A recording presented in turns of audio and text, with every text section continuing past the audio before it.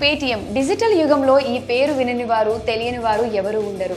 అంతలా బ్యాంకింగ్ రంగంపై తనదైన ముద్ర వేసింది ఈ సంస్థ.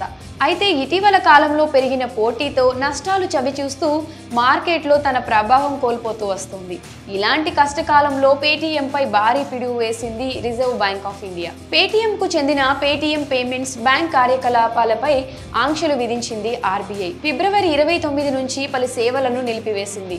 మరి నిలిపివేసిన ఆ సేవలు ఏవి, కొనసాగించే సేవలు ఏవి, పూర్తి వివరాలు ఇప్పుడు తెలుసుకుందాం. పేటీఎంపై ఆంక్షలు విధించింది రిజర్వ్ బ్యాంక్ ఆఫ్ ఇండియా. దీంతో పేటీఎం ఖాతాదారులు ఆందోళనకు గురి అవుతున్నారు. కస్టమర్ల మనీ సేఫ్ అయినా అనే ప్రశ్నలు కూడా తలెత్తుతూ ఉన్నాయి.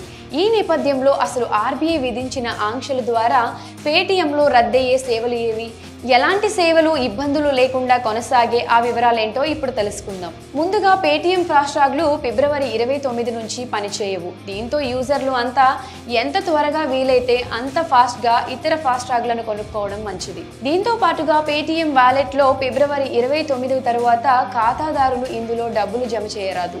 పేటీఎం వాలెట్ అనేది పేటీఎం పేమెంట్స్ బ్యాంకులపై ఆధారపడి పనిచేస్తుంది. కాగా ఒకవేళ మీకు అవసరమైతే ఇప్పటి వరకు పేటీఎంలో ఉన్న డబ్బులను మాత్రమే విత్డ్రా చేసుకునే వీలు ఉంటుంది. ఇక చివరి తేదీ తర్వాత ఆర్థిక లావాదేవీలు కానీ టాప్అప్లు కానీ చేయలేరు. ప్రీపెయిడ్ సాధనాలు, ఫుడ్, ఫ్యూయల్ కార్డులు, మెట్రోల్లో ఉపయోగించే కామన్ మొబిలిటీ కార్డులు కూడా వాడలేరు. ఫిబ్రవరి 29 వరకే తమ నిధులను వాడుకోవచ్చు.